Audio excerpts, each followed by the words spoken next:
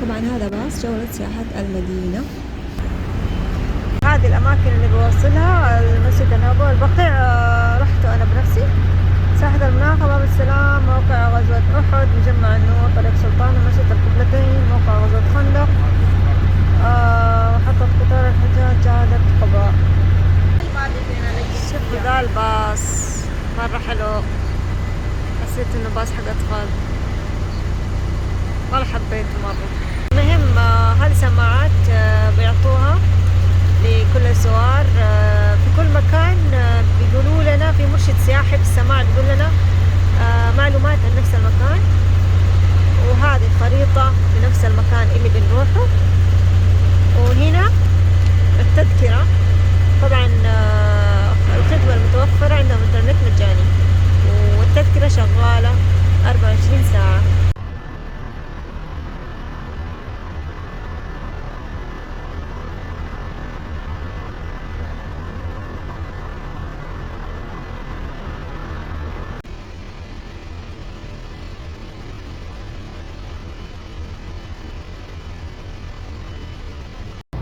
طبعا هذا الباص في دورين، وهذا الدور اللي تحت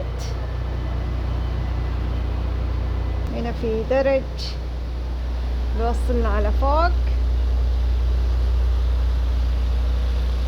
هذا الدور اللي فوق.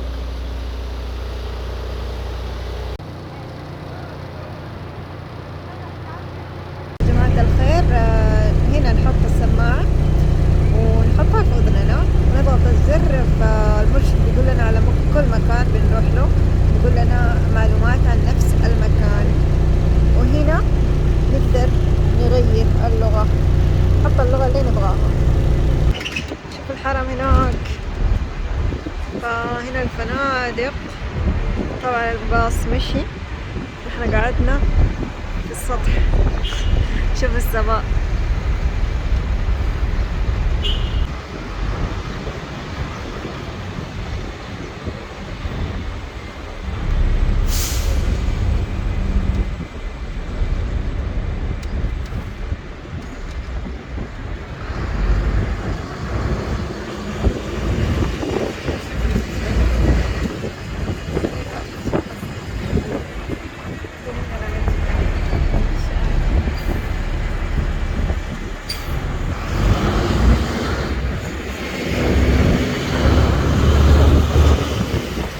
فالمرشد الحين بيقول انه هنا توسعة جديدة في المدينة.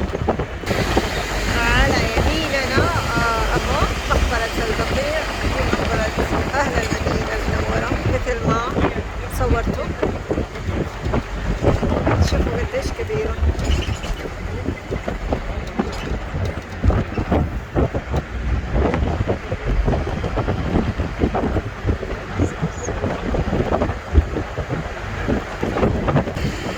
الحين راح تجي القبة الخضراء. تحت القبة الخضراء قبر الرسول صلى الله عليه وسلم، وقبر أبي بكر الصديق، وقبر عمر بن الخطاب. تحت طبعا ثلاثة قبور تحت القبة الخضراء. الحين راح نشوفها إن شاء الله. وينها؟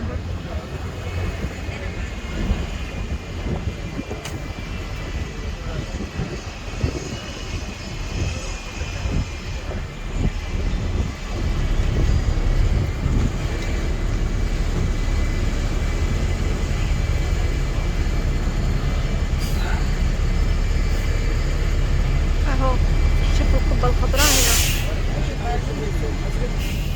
شوفوا القبة الخضراء هذه هي، فما هي باينة. طبعا هذه المظلات تنفتح كلها خلال 3 دقائق وتتسكر بدون ما تصدر أي إزعاج.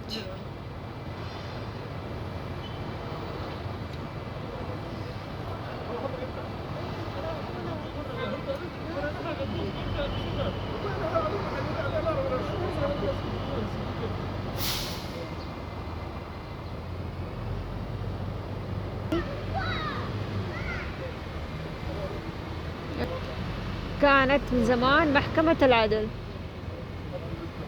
مجمع المحاكم الشرعية.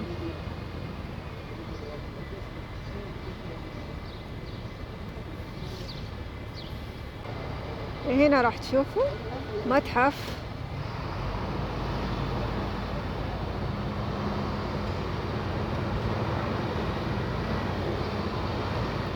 المعرض الدولي للسيرة النبوية والحضارة الإسلامية.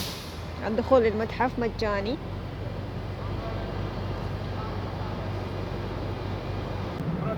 الله، هذا المسجد مرة حلو.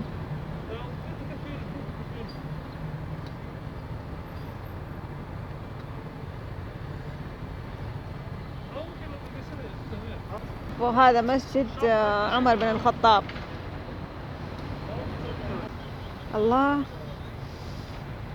شوف الأشجار هنا.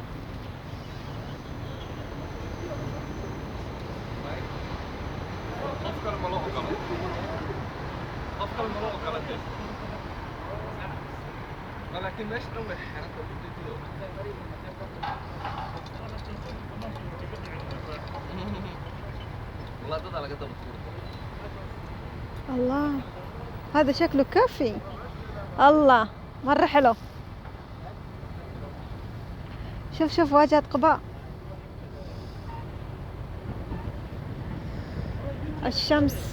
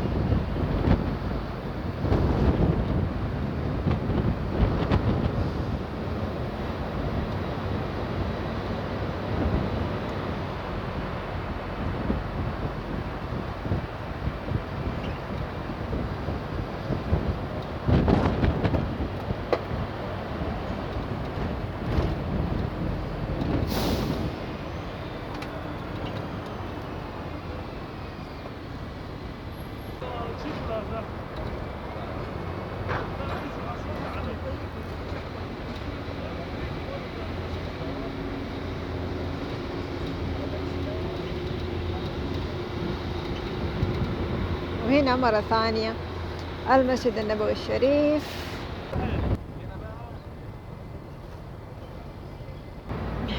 مع انه في شمس والساعة الحين 8:30، بس الهواء ما شاء الله كأنه مكيف. مرة برد، مرة. ايش ذا؟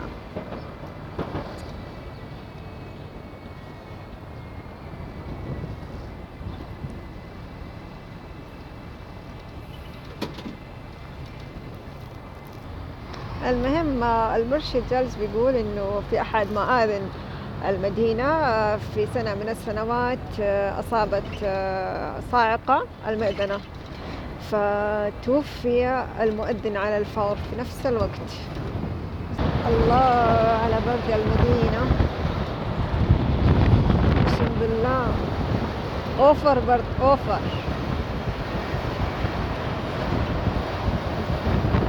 احنا جلسنا فوق في السطح الدور الثاني على اساس بصور، لانه من القزاز ما يصير التصوير حلو.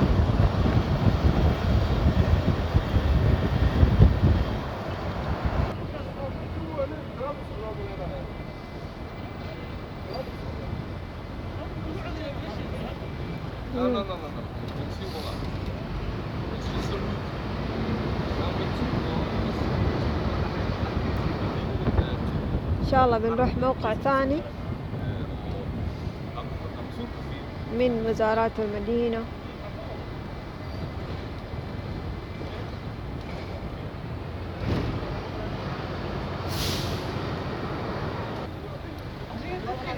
هذه الباصات السياحية اللي ركبنا فيها من البرد، يعني هذول كانوا برا فدخلوا جوا من البرد، شردوا هواء مرة بارد، فإحنا صاملين ما شاء الله. جبل أحد طبعا هي مشهورة في غزوة أحد. المهم راح أنزل عند الجبل وراح إن شاء الله نعطيكم المعلومات هناك بعد ما نقرب من الجبل وننزل. طبعا هذا وادي اسمه وادي لاقيق أمام جبل أحد مثل ما أنتم شايفين، في موية تجري، خصوصا إنه موسم الأمطار الحين.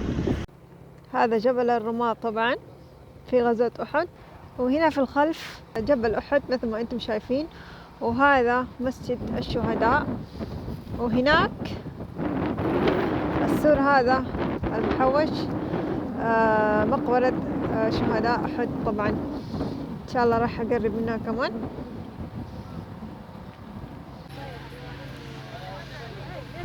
طيب بما إنه المعلومات عند أختي بخصوص غزوة أحد أكثر مني، فراح نحول المايك لأختي وراح نعطيكم القصة تبع غزوة أحد. في هذا الموقع يوم 27 من شوال في العام الثالث من الهجرة النبوية حدثت غزوة أحد. غزوة أحد كان سببها انتقام قريش المسلمين، لأنه قبل غزوة بدر قتل من صناديد قريش وكبارهم قتلوا في غزوة بدر، فكفار قريش حزنوا على موتاهم لأنه قتل منهم كل اللي قتلوا تقريبا أغلبهم كانوا من الكبار من علية القوم يعني. كدي انتقاما من المسلمين، فتجهز جيش المسلمين بقيادة النبي صلى الله عليه وسلم. جيش قريش كانت بقيادة أبي سفيان، والتقى الجيشان في هذا المكان. عدد المسلمين 1000 مقاتل، وكفار قريش كانوا حوالي 3000 مقاتل. وسط الطريق انسحب من المسلمين 300 مقاتل، وكان السبب انسحابهم هو بسبب عبد الله بن أبي سلول رأس المنافقين. فبقي من المسلمين 700 مقاتل أمام 3000 مقاتل. وكانت خطة الرسول صلى الله عليه وسلم إنه يكون جبل أحد من جهة، هذه الجهة جبل وعر ما يعني مستحيل الخيول تطلع منه، وهنا الجبل اللي ورانا جبل الرماة وضع فيه عدد من الصحابة الرسول صلى الله عليه وسلم، يعني يكون زي الدرع للمسلمين، وفي النص المسلمين، وجيش الكفار قريش ما لهم إلا مكان واحد يدخلوا منه. في البداية كان الانتصار للمسلمين وانسحب الكفار. أثناء انسحابهم غلط المسلمون غلطة واحدة، انقلبت المعركة، صارت هزيمة للمسلمين وانتصار لكفار قريش.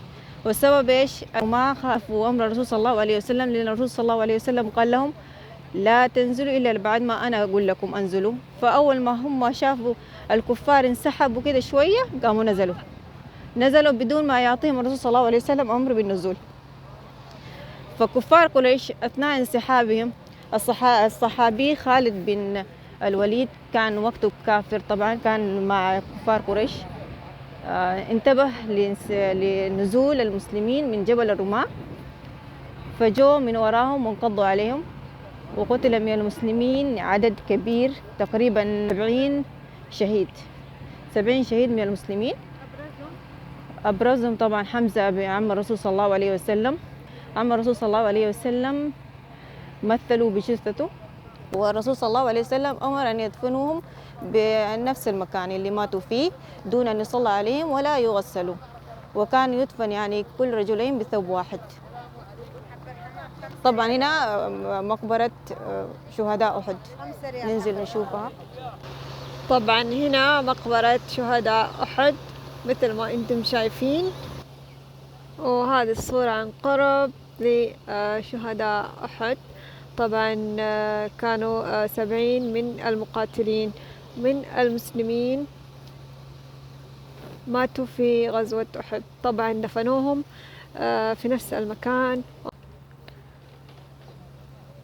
وهنا المسجد، مسجد الشهداء. مهاجرين طبعا أغلبهم من الأنصار، كانوا 70، ف7 فقط من المهاجرين والبقية من الأنصار.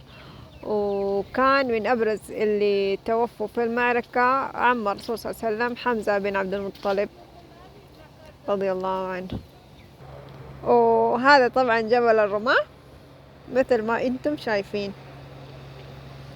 كانوا الرماة على فوق الجبل بيقاتلوا المشركين. بعد ما شافوا إنه الكفار انسحبوا، فالرماة نزلوا على أساس جمع الغنائم وزي كذا. وهنا استغلوا الكفار بقيادة خالد بن الوليد، وراح لهم من الخلف وهجم عليهم، وبكذا انتصر الكفار في معركة أحد. المهم المرشد قال إنه وادي اسمه وادي العقيق